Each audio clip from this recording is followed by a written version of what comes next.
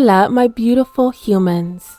This is Jasmine Castillo, and I bring stories and cases from the people of color community, bringing awareness of murdered and missing Indigenous women, girls, two-spirits, the LGBTQ community, Asian American, Pacific Islander, Black Indigenous people of color. These are their stories. So, welcome to Hands Off, my podcast.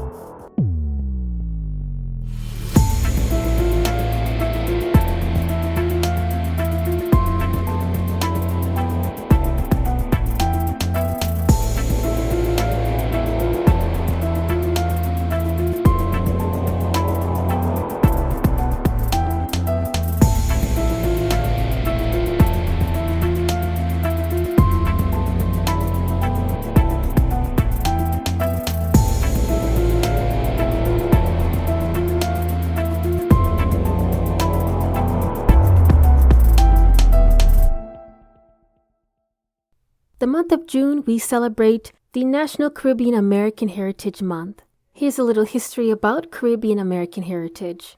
The earliest wave of Caribbean nationals came to the U.S. in the 19th century, and mostly as guest workers from the British West Indies program.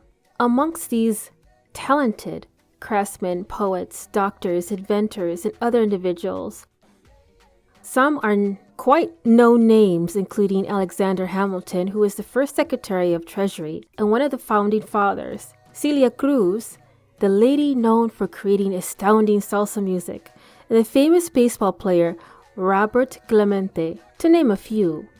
And of course, some of our single brightest examples from the Caribbean origin, Vice President Kamala Harris, of Jamaican heritage, Simone Biles, her proud recognition as a Belizean, Secretary of State Colin Powell, the son of a Jamaican immigrant. This year marks the 17th year celebrating of Caribbean American Heritage Month in the United States. The first proclamation that was issued by President George Bush on June 6, 2006. And since then, the White House has issued an annual proclamation recognizing the Caribbean American Heritage Month. One of the past presidential proclamations that have been recognized is a Caribbean American, such as Alexander Hamilton, who came from the poverty of Nevis. And of course, he's a key contributor to our Constitution and the first Secretary of the Treasury.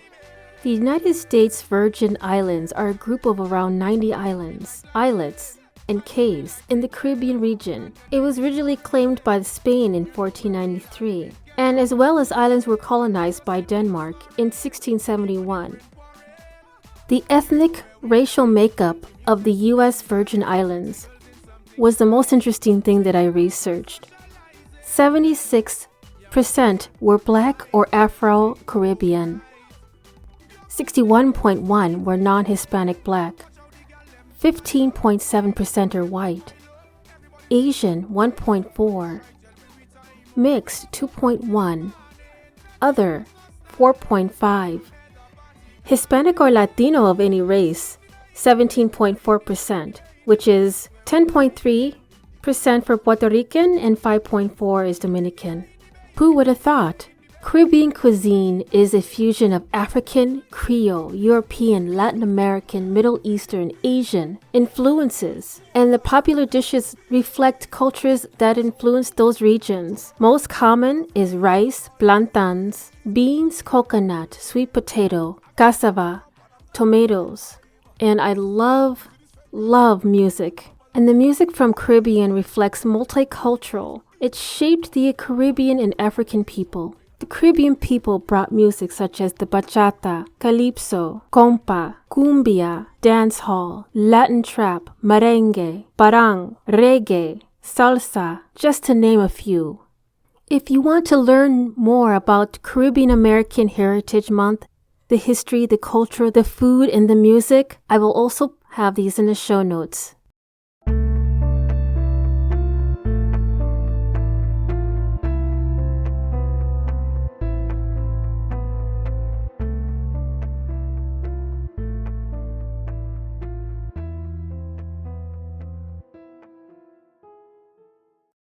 Maya was a previous high school graduate of Pembroke Pines, was in her second year at Valencia College in Orlando, specifically in sports medicine. She had taken interest in modeling, pageantry, cheerleading, dancing, horseback riding, and so much more. She excelled in everything that she had set her mind to do.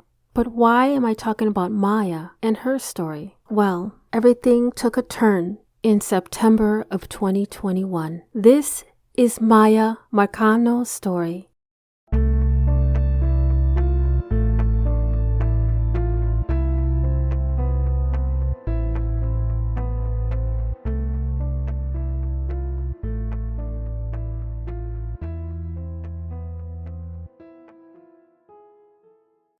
Miya Marcano was born April 26, 2002, in Pembroke Pines to parents Yma and Marlon. She grew up in South Florida as well as the British Virgin Islands.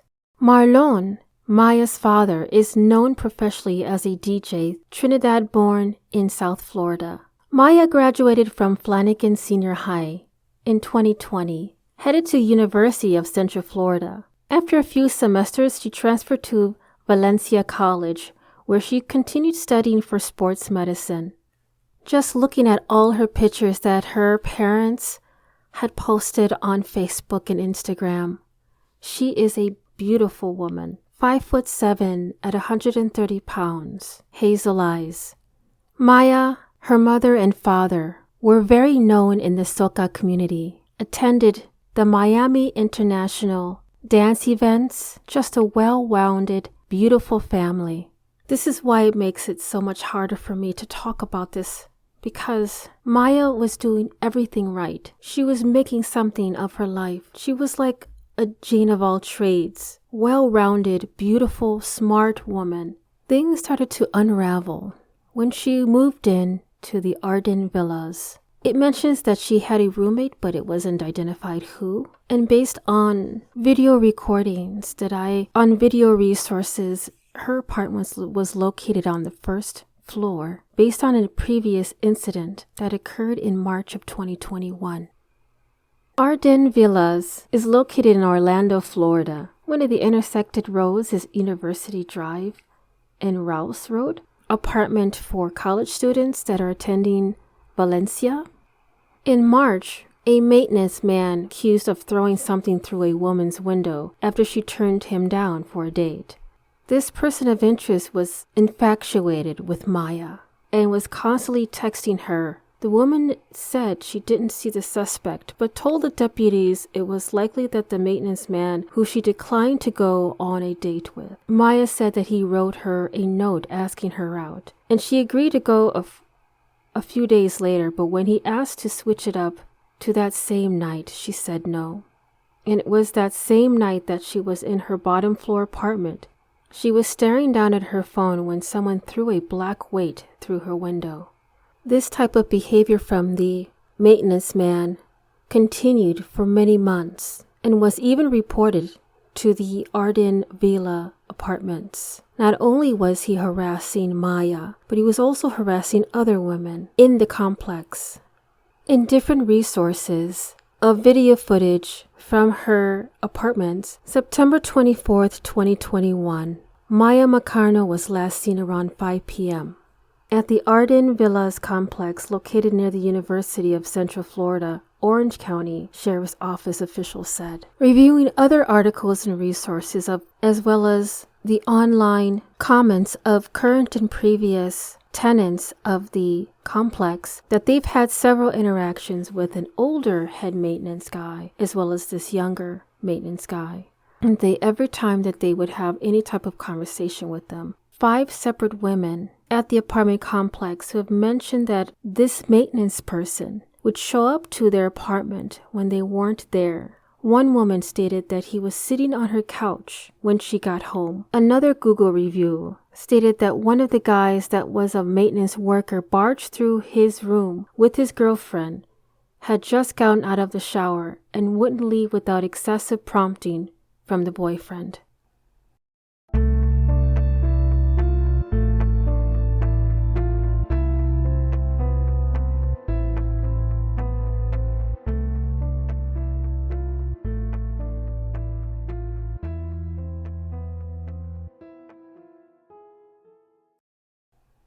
Okay, a little bit about this person of interest. Armando Manuel Caballero. This person of interest that worked at Arden Villa complex. This guy had a previous record, 2013, which wasn't considered a flag when he was hired at this apartment. Not sure the age of the victim, but deputies identified to WFTV that they did research. He was accused of domestic violence, rape, aggravated assault, and firing a weapon on school grounds. And this is the guy that was, in fact, in charge of having a master key fob, especially a woman's apartment. Miya Marcano was last seen around 5 p.m. on September 24th at the Arden Villas complex. Never boarded the plane to meet up with her mother and father that evening. The Marcano family sprung into action and knew something was amiss. Marlon started posting on Twitter and Facebook, encouraging other people to help with the search of Miya. While in New Smyrna Beach Friday afternoon, close friends of the Marcanos family were hoping and praying for the best. September 27th, there was a search party, inviting all friends in Arden Villa complex residents. The Orange County Sheriff, as well as the FBI, pitched in to continue the search. As a week went by, Marlon and Yma, as well as Marcano family friends, did not give up. And one of the Marcano friends of the family was stated, quote, "Family is here for you. They're waiting for you, Miya. You are loved," end quote. As the Orange County Sheriff's Office continued to surveil the apartment of Miya, looking for evidence, they took photos of a small bookcase propped up against Miya's bedroom doorknob, which appeared to be placed there to prevent anyone from entering the room from the outside, which meant a roommate had to enter Miya's room from a back window. Deputies' statement that, quote, "noticed the window had been tampered with," end quote. Investigators also noted that there was other things that were seemingly unusual for Miya just to leave behind in her apartment. She had jewelry on the floor. She had her bag of luggage packed and ready, her Fort Lauderdale trip, her teddy bear that, from what Miya's mother and father stated, that she would never go anywhere without. Detectives also found a pillow next to Miya's bed that had a small patch of dried red substance that appeared to be blood.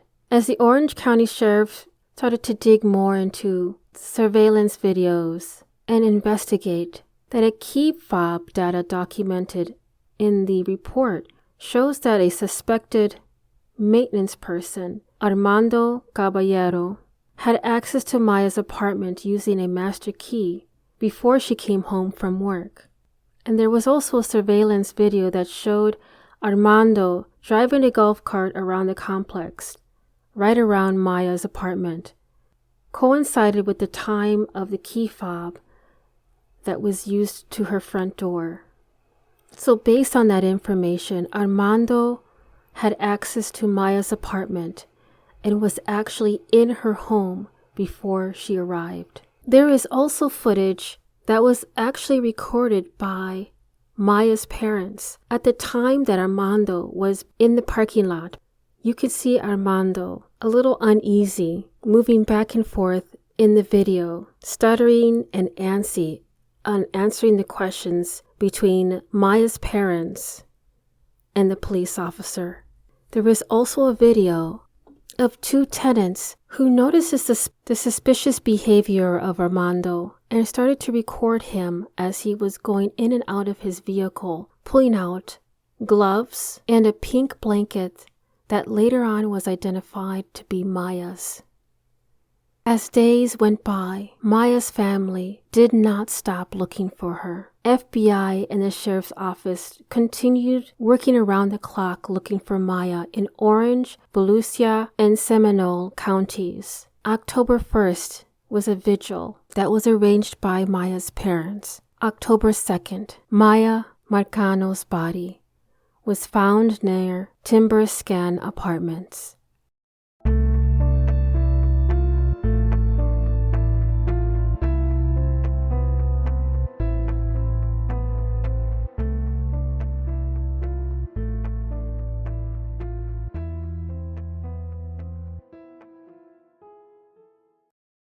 Investigators said Marcano was likely killed in her apartment.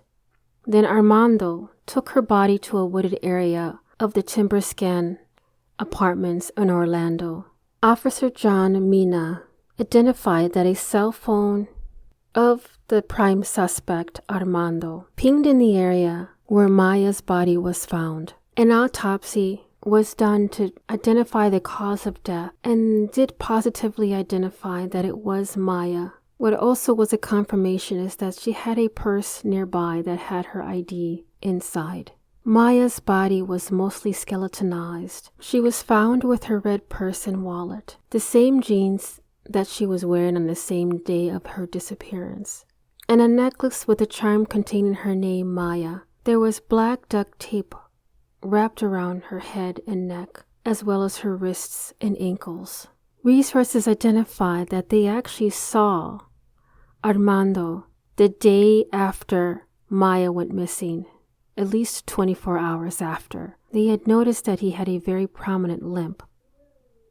3 days after Maya's disappearance, Armando, who had been named as a person of interest in the case, was found dead in apparent suicide at the apartment complex in Longwood. Arden Villas is the complex where Maya works and lives. It is also where Armando, 27, the person of interest is in this case, worked as a maintenance man before he was found dead on Monday from apparent suicide. Deputies had released a 911 call on the incident. The caller said that they had discovered this apparent suicide in a garage that is used to store paint on the property. A maintenance crew member discovered Armando. The garage is usually unlocked, but for some reason it was locked at this time. And upon opening the door, they saw Armando, partially suspended from the garage railings. He was in the early stages of decomposing.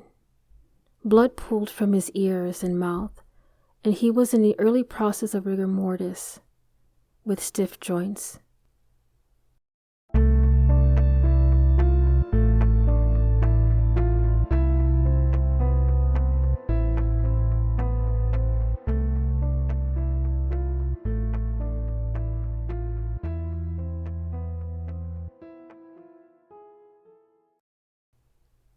I know there's a couple of questions you want to ask yourself. You're probably yelling at me while you're listening to what I am saying, but I have the same questions as well. How the hell did this person become a maintenance guy with this criminal history?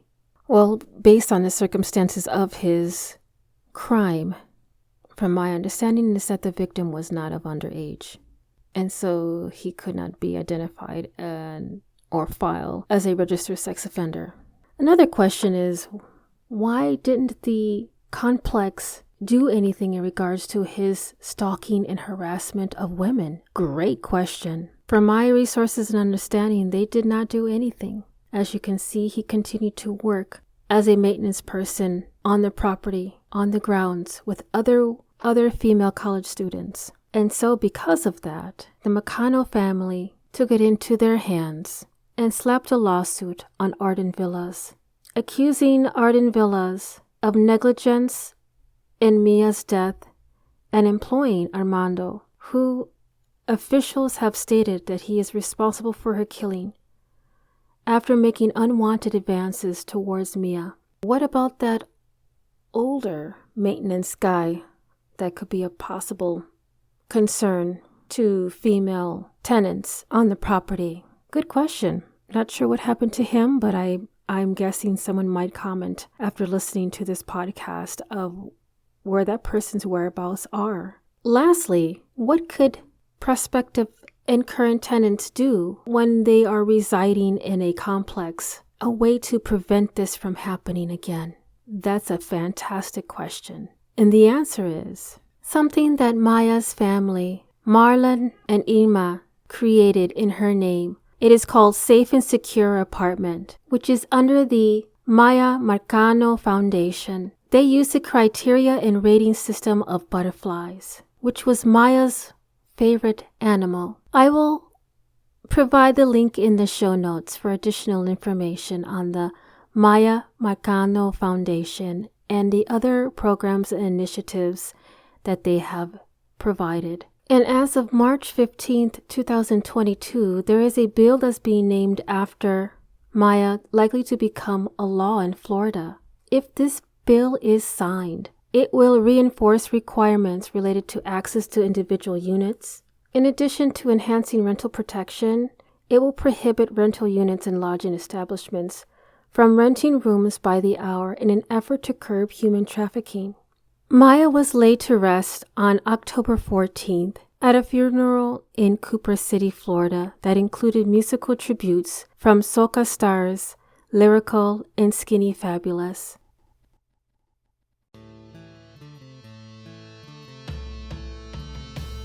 Thank you for listening to Hands Off My Podcast. If you are enjoying the podcast and you'd like to support the mission, I do have a Patreon membership that will help the cause and bring more detail on cases and stories from the people of color community. If you yourself has a lost loved one or a story suggestion, please don't hesitate to contact me at email handsoffmypodcast@gmail.com. And if you are only able to support in another way, please give this podcast a 5-star rating on Apple or Spotify and continue to listen to upcoming episodes every Thursday, wherever you listen to your podcast. Dios te bendiga.